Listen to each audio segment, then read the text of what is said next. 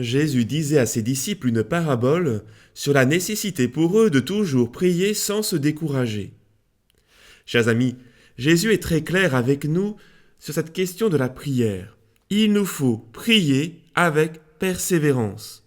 Et pour cela, il nous donne en exemple cette veuve importune qui réclame sans cesse jusqu'à ce que le juge lui ait rendu justice. Notre prière doit être un cri lancé vers Dieu de nuit comme de jour. Il faut prier à temps et à contre-temps sans jamais se lasser. La veuve n'est pas seulement venue prier aux heures de bureau, mais à tout moment du jour et de la nuit, elle est venue réclamer justice. Et Dieu, qui est bien plus juste que le juge de la parabole, nous rendra justice en vitesse. Alors prions, prions sans cesse. Et si nous nous fatiguons, eh bien faisons comme Moïse en la première lecture, appelons du monde à notre aide, à notre secours, soutenons-nous les uns les autres dans une même prière. Vous voyez, c'est tout le sens de la prière du bréviaire que prient les prêtres, les religieux et même certains laïcs. La prière du bréviaire, c'est prier pour le monde, c'est prier pour ceux qui ont besoin de notre prière. On ne prie pas seulement pour soi, mais on prie pour ceux qui en ont besoin. Alors tout semble simple, mais est-ce si simple ?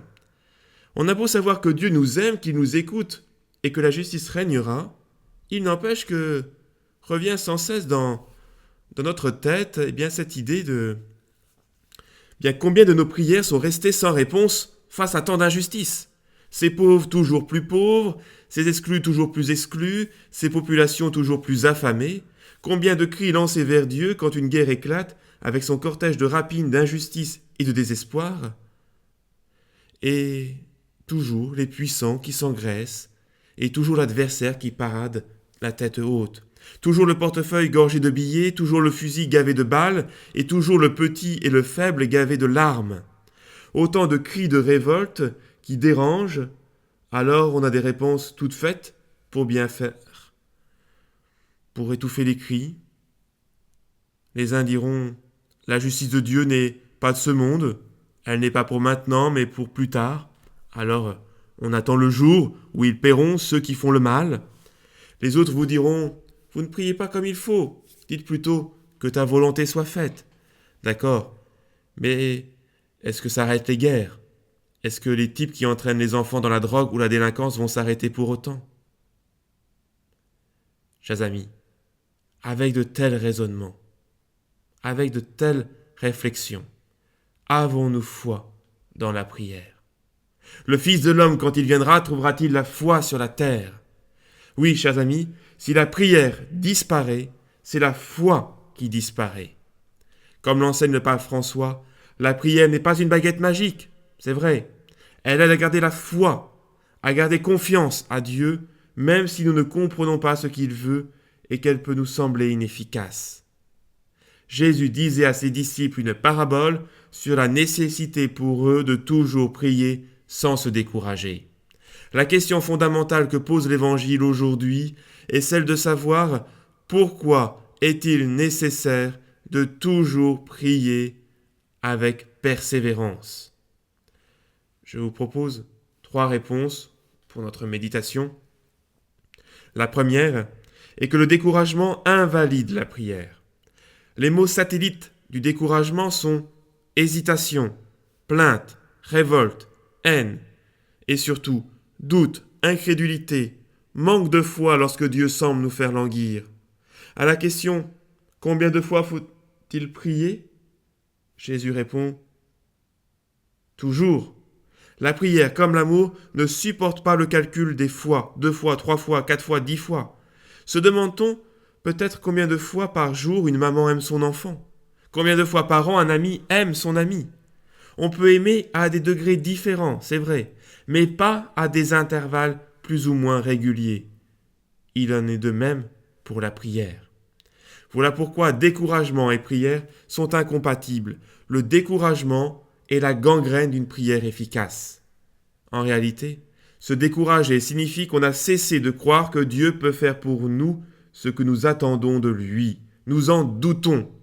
Donc, première réponse, il est nécessaire de toujours prier sans se décourager parce que le découragement est le signe d'un manque de foi. La deuxième réponse, il est nécessaire de toujours prier sans se décourager parce que la persévérance nous permet de garder les mains ouvertes. Jésus nous a donné lui-même l'exemple de la prière continuelle. On dit dans l'Évangile qu'il priait le jour, à la tombée de la nuit, tôt le matin, et qu'il passait parfois la nuit entière en prière. Et comme tout juif, il y avait les 3 temps de prière par jour. La prière était ce qui unissait toute sa vie. Comme l'enseigne saint Augustin, la prière, c'est désirer. Et la prière transforme notre désir, le rend conforme à la volonté de Dieu, quelle qu'elle soit. Alors, pardonnez-moi l'expression, notre Dieu n'a pas besoin que nous lui léchions les bottes pour qu'il nous exauce.